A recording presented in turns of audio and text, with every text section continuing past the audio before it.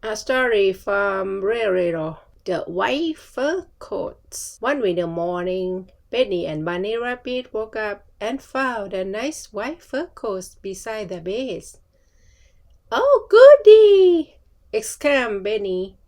"There must be snow in the woods, else Mother would not have put out our white fur coats." Up jumped Bunny and looked out of the window. And sure enough, there was snow all over the ground. It did not take them long to dress and eat their breakfast, for they could think of nothing else but the fun they would have playing in the snow. "Now, children," said Mrs. Rabbit, "don't let me catch you throwing snowballs at any more. If you do, into the house you come and put on your gray coats again." Of course, that meant that they could not go outdoors while the snow lasted, for no rabbit would think of going out while snow was on the ground with a gray coat on, because the hunters could see them so plainly. Benny and Bunny Rabbit intended to obey their mother, and so they promised to throw snowballs only at the trees and rocks, and for a while all went well. They made a pile of snowballs and a wall of snow, and back and forth they threw the snowballs at each other, dodging behind their white walls.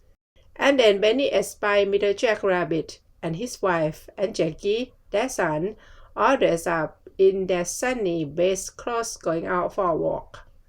Jackie Rabbit had on his white fur coat, but on his head he wore a high hat with a feather stuck in the band on one side.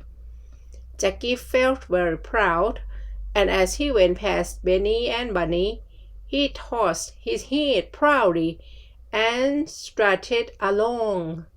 This was too much for Benny and Bunny. They rose up from behind their snowballs and threw a hard snowball right at Jackie Rabbit's high hat. Bang, bang! And off went the hat on the ground. Jackie turned around, and two more snowballs struck him, this time right in the face. My! How he did scream with rage, and out come Mrs. Rabbit to see what it was all about. "Benny and Bunny snowball me!" howled Jackie. "He's proud cat rabbit, and he made faces at us," said Bunny and Bunny. "You come right into this house and take off your white coats," said Mrs. Rabbit. Mrs. Jack Rabbit and her husband went to Mrs. Rabbit's door. "I don't think your children were all to blame," said Mrs. Jack. "Jackie distorted his head, and he is altogether too proud, I am sure. What are you going to do to punish your children, Mrs. Rabbit?" "They have got to take off their white fur coats and put on their gray ones," replied Mrs. Rabbit. "I think that would be a good punishment for Jackie too," said Mrs. Jack Rabbit. "He won't be proud another year if he has to wear his old coat all winter.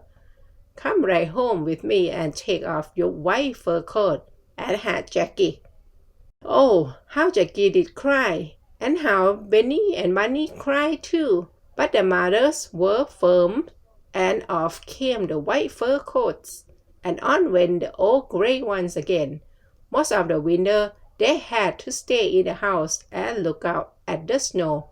Only once in a while, after sunset, could they run in the woods. And if someday you should happen to see a little rabbit in the woods, when the snow is on the ground with a gray coat on, you may be pretty sure it's Benny or Bunny or Jackie Rabbit. And if it should be neither of those three, you may be sure it is some little rabbit who is wearing his old coat because his mother has taken away his white one for punishment. The end.